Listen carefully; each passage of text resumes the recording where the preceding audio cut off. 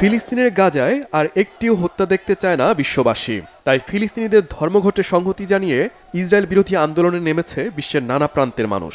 একটিই দাবি, বন্ধ হোক ইসরায়েলের নৃশংস হত্যাযজ্ঞ, ফিরিয়ে দেয়া হোক স্বাধীন ফিলিস্তিন। 2023 সালের অক্টোবরের 7 তারিখ গাজায় গণহত্যা শুরু করে ইসরায়েলি বাহিনী। 18 মাসে অন্তত 50,000 ফিলিস্তিনিকে হত্যা করেছে দখলদাররা। এর মধ্যে নারী শিশুর সংখ্যাই সবচেয়ে বেশি। অন্তত 19,000 শিশুর প্রাণহানি হয়েছে ইসরায়েলি বর্বরতায়।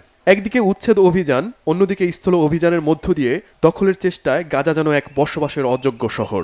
এই পরিস্থিতিতে গাজায় হত্যাযজ্ঞ বন্ধে আন্তর্জাতিক সমর্থনে ফিলিস্তিনের ন্যাশনাল অ্যান্ড ইসলামিক ফোর্সেস নামের একটি গোষ্ঠী সোমবার বিশ্বজুড়ে ইসরায়েল বিরোধী ধর্মঘটের ডাক দেয়। রবিবার ফিলিস্তিন থেকে শুরু হয় এই প্রতিবাদী আন্দোলন।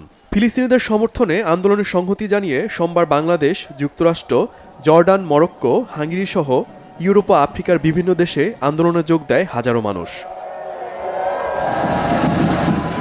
ফিলিস্তিনের পশ্চিম তীরের রামাল্লায় হাজারো মানুষ জড়ো হয়ে ইসরায়েল বিরোধী স্লোগান দিতে থাকে। প্রতিদিন শত শত মানুষকে হত্যা ও গাজা দখলের বিরুদ্ধে প্রতিবাদী এই আন্দোলনের রাজপথ উত্তপ্ত হয়ে ওঠে। আন্দোলন দেখা যায় লিবিয়া, জর্ডান ও মরক্কোতে। যুক্তরাষ্ট্রের নেতানিয়াহুর পাশাপাশি ট্রাম্পের বিরুদ্ধে সোচ্চার বিক্ষোভকারীরা। ইসরায়েলের প্রতি যুক্তরাষ্ট্রের সমর্থন বন্ধের দাবি তোলেন তারা। এদিকে বিশ্বজুড়ে আন্দোলনের মধ্যেই গাজা ও লেবাননে একের পর এক বোমা হামলা চালাচ্ছে নেতানিয়াহু বাহিনী। রবিবার গাজার এক সাংবাদিক সহ অন্তত 50 ফিলিস্তিনিকে হত্যা করে দখলদাররা। ভূখণ্ডটি নাসের হাসপাতালের হামলায় ওই সাংবাদিকের প্রাণহানি ঘটে। এছাড়া আহত হন আরও 7 সাংবাদিক। ফিলিস্তিনও থেমে নেই। বর্বর হামলার জবাবে ইসরায়েলের আশকেলন ও গান ইয়াভুনি শহরে 10টি রকেট হামলা চালিয়েছে স্বাধীনতাকামী সংগঠন হামাস। এতে বেশ কিছু যানবাহন ক্ষতিগ্রস্ত হয়েছে।